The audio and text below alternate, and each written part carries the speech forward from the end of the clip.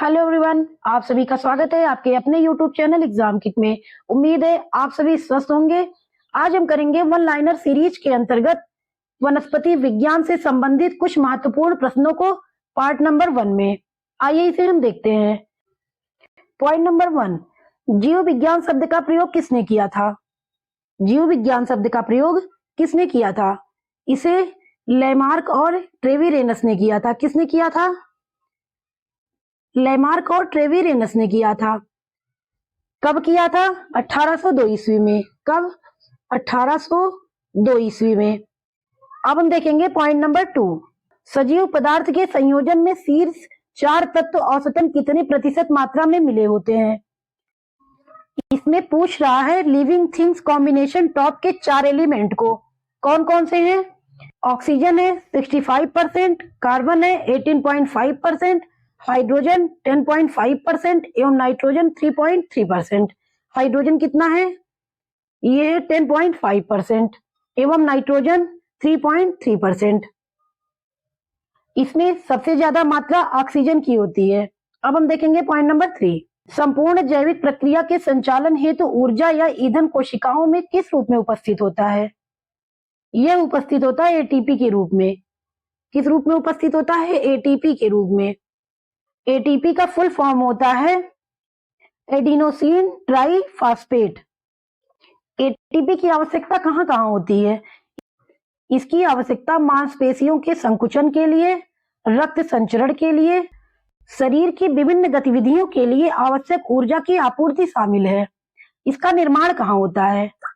इसका निर्माण होता है अधिकांश माइटोकॉन्ड्रिया में। कहां?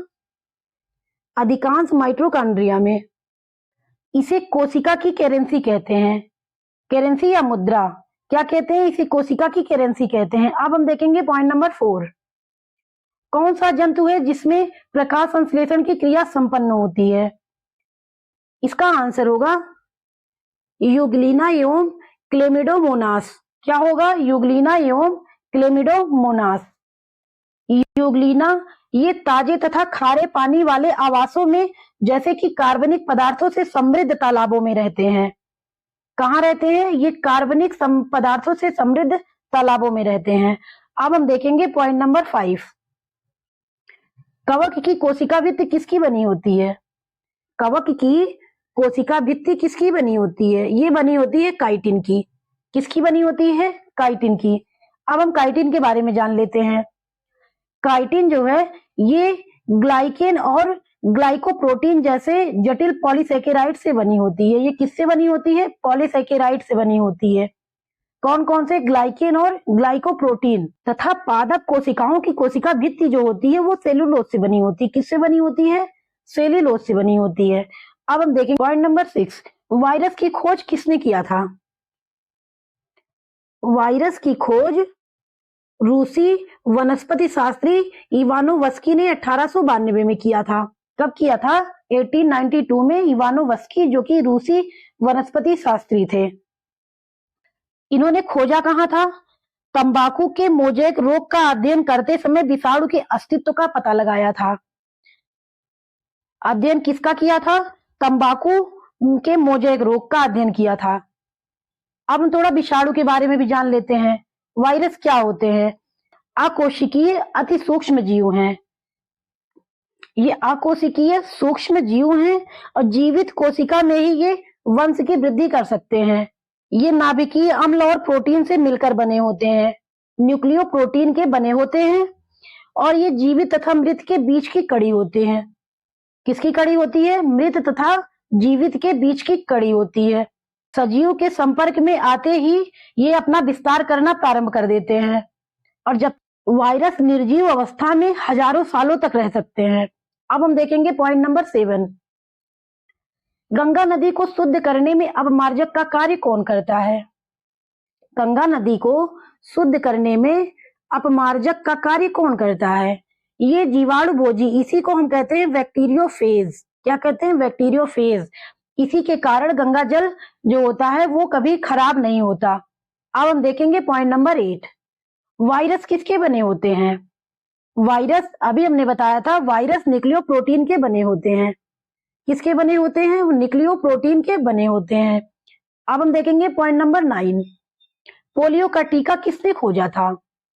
पोलियो का टीका इंजेक्शन किसने खोजा था? इसे जोनास साल्क ने खोजा था। किसने खोजा था? जोनास साल्क ने सबसे पहले खोजा था।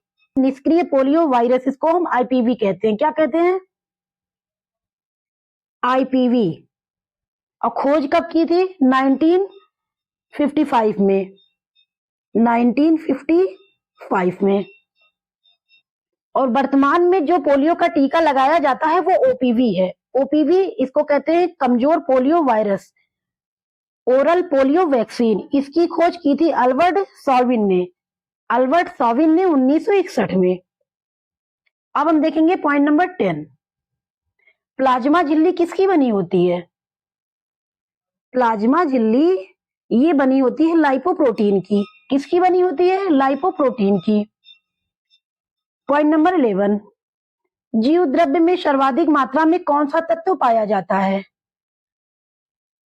जीव द्रव्य में सर्वाधिक मात्रा में ऑक्सीजन तत्व पाया जाता है। कितने परसेंट? 65%। जीवधारियों में निहित ऑक्सीजन सबसे प्रचुर मात्रा में पाया जाता है, जो कुल शरीर द्रव्यमान का लगभग कितना होता है? 65% होता है। कितना होता है? 65% होता है। Point number 12।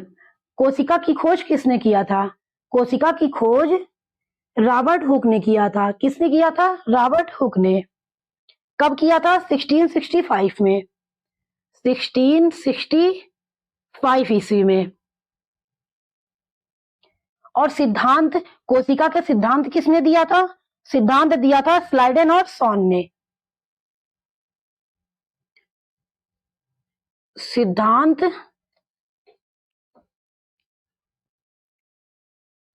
स्लाइडेन और स्वान ने। अब हम देखेंगे पॉइंट नंबर 13। कोशिका के किन कोशिकांगों में डीएनए पाए जाते हैं? डीएनए का फुल फॉर्म क्या होता है? डीएनए का फुल फॉर्म होता है डीऑक्सी राइबोज न्यूक्लिक एसिड। क्या होता है? Deoxy ribose nucleic acid. कोशिका में किन कोशिकांगों में डीएनए पाए जाते हैं? ये पाए जाते हैं माइटोकॉन्ड्रिया, क्लोरोफिल एवं सेंट्रोसोम में। किन में पाए जाते हैं? माइटोकॉन्ड्रिया, क्लोरोफिल एवं सेंट्रोसोम में पाए जाते हैं। अब हम देखेंगे पॉइंट नंबर 14। कोशिका में सबसे बड़ा कोशिकांग कौन सा होता है? कोशिका में सबसे बड़ा कोशिकांग गोल्गी काय होता है। कौन होता है? गोल्गी काय। अब हम देखेंगे पॉइंट नंबर 15। एटीपी का निर्माण कहाँ होता है? एटीपी एडिनोसिन ट्राइफॉस्फेट का निर्माण कहाँ होता है? इसका निर्माण माइटोकॉन्ड्रिया में होता है। कहाँ होता है? माइटोकॉन्ड्रिया में। माइटोकॉन्ड्रिया को कोशिका का पावर हाउस कहा जाता है। क्या कहा जाता है? कोशिका का पावर हाउस। माइटोकॉन्ड्रिया को कोशिका का पावर हाउस कहा जाता है। अब हम देखेंगे पॉइंट नंबर 16। ट्रैफिक पुलिस की संज्ञा किस कोशिकांग को प्रदान की जाती है? ट्रैफिक पुलिस की संज्ञा किस कोशिकांग को प्रदान की जाती है? ये गोल्गी काय को प्रदान की जाती है। किसे? गोल्गी काय को। कोशिका में उत्पन्न हुए स्राव गोल्गी काय में एकत्रित होते हैं। कहाँ एकत्रित होते हैं? गोल्गी काय में एकत्रित होते हैं तथा कोशिका तक ले जाकर स्राव को बाहर छोड़ता है। इसीलिए इसे ट्रैफिक पुलिस की संज्ञा दी जाती है। अब हम देखेंगे पॉइंट नंबर 17। टमाटर का रंग लाल क्यों होता है? टमाटर का लाल रंग लाइकोपीन नामक कैरोटीनॉइड के कारण होता है। Point number 18। बैगनी रंग किस पिगमेंट के कारण होता है? बैगनी रंग ये होता है एंथ्रोसाइनिन के कारण। किस पिगमेंट के कारण? एंथ्रोसाइनिन पिगमेंट के कारण। अब हम देखेंगे पॉइंट नंबर 19। ग्लाइऑक्सीसोम्स का क्या कार्य है? ग्लाइऑक्सीसोम्स का कार्य है वसा का कार्बोहाइड्रेट में परिवर्तन। क्या है? वसा का कार्बोहाइड्रेट में परिवर्तन, अर्थात इसमें ग्लाइऑक्सीलेट चक्र की प्रक्रिया संपन्न होती है। अब हम देखेंगे पॉइंट नंबर 20। प्रोटीन में नाइट्रोजन तथा सल्फर लगभग कितने प्रतिशत होते हैं?